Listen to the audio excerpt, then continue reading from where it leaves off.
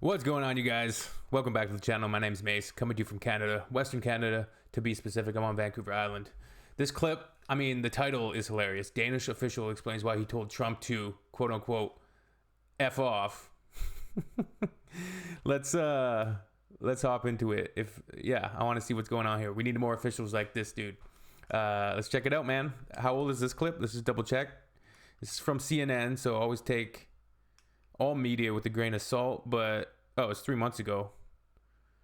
CNN's Aaron Burnett speaks with Anders Vistisen, Danish member of the EU, about his decision to tell President Trump to F off in response to Trump touting the idea of buying Greenland, which of course Trump has continued with that rhetoric. He's threatened Canada continually, and even on our election day, he was still calling us the 51st state. The dude isn't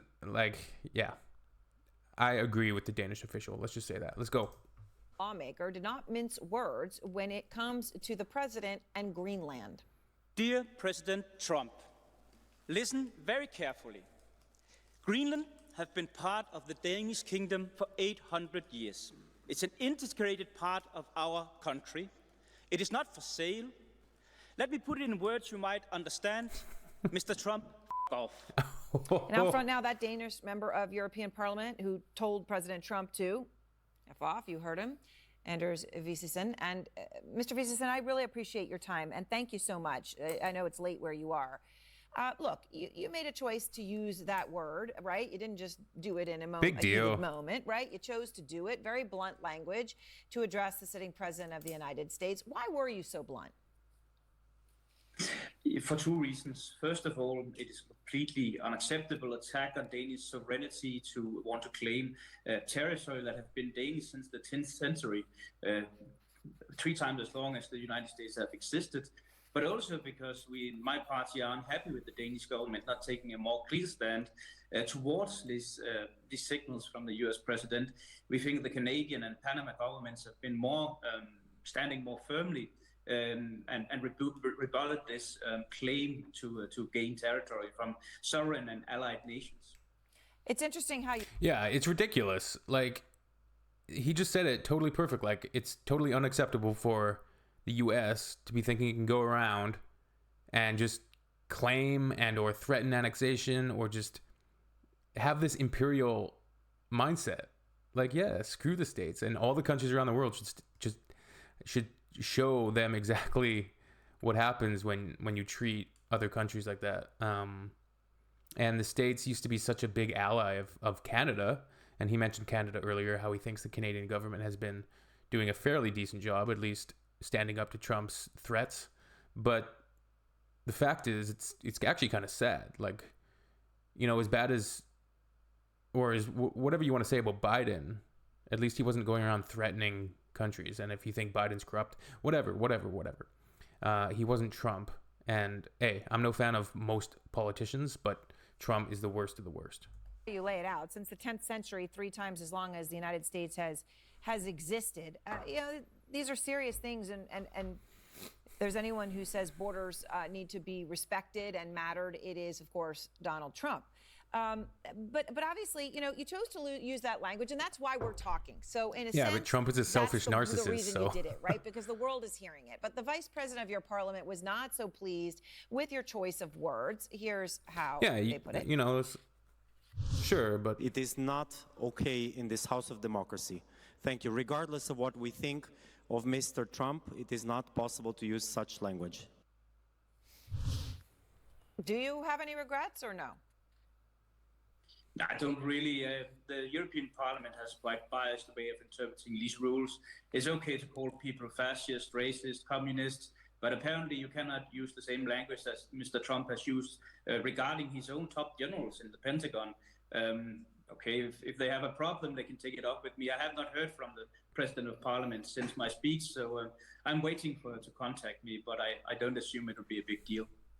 So you've been clear that you believe Trump's push to buy Greenland is absurd, as you just said now. You laid out your reasons, that you think it's an insult to people of Greenland and people of Denmark.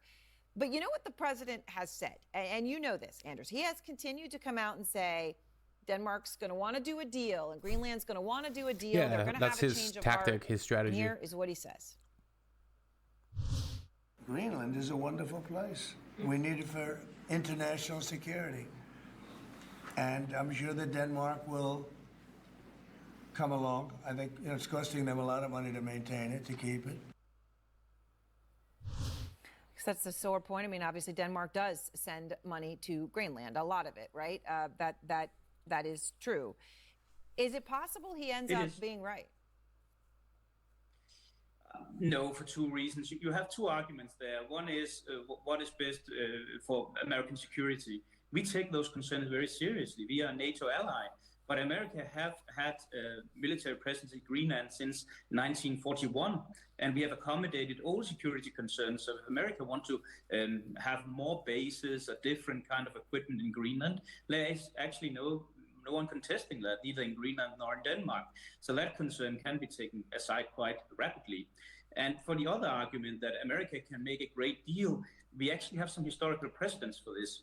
100 years ago, we sold you what you call the U.S. Virgin Islands today, and that territory still doesn't have voting rights for your presidential elections. That place doesn't have a voting member of your parliament, the Congress, or the House of Representatives and the Senate.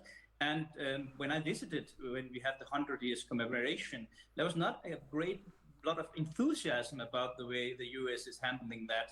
So I think if the Greenlandic people are looking carefully on this and looking on the U.S. overseas territories, or looking at how indigenous people are treated in the U.S., it's very hard to make a compelling argument that they will have a better deal from the United States than what they have within the Danish realm, the Kingdom of Denmark, where they have full voting rights in the Danish parliament, actually are overrepresented. And as you clearly stated, they have a very beneficial agreement economically with Denmark. All right. Well, Anders Vistisen, I very much appreciate your time. Thank you very much. It is amazing to be having these conversations, but I appreciate your taking the time, staying up late and having one with me. Thanks. Of course. Have a nice evening. Thinking about starting to run. Yeah, interesting seeing his perspective on that, considering, he says that the U.S. has overseas territories like U.S. Virgin Islands and others. But, he makes the point that Greenland and Denmark have accommodated the U.S.'s security concerns, allowed them to have military presence, military equipment, and even are open to having different equipment, more equipment, etc. So what is the argument from Trump to think that they would be entertaining the idea of giving up this territory? For what? Because Trump wants it? No. So, I don't know. Interesting. Let me know in the comments what you guys think. I always love to see what you guys have to say. Make sure to leave a comment, and we'll see you on the next one. Peace out.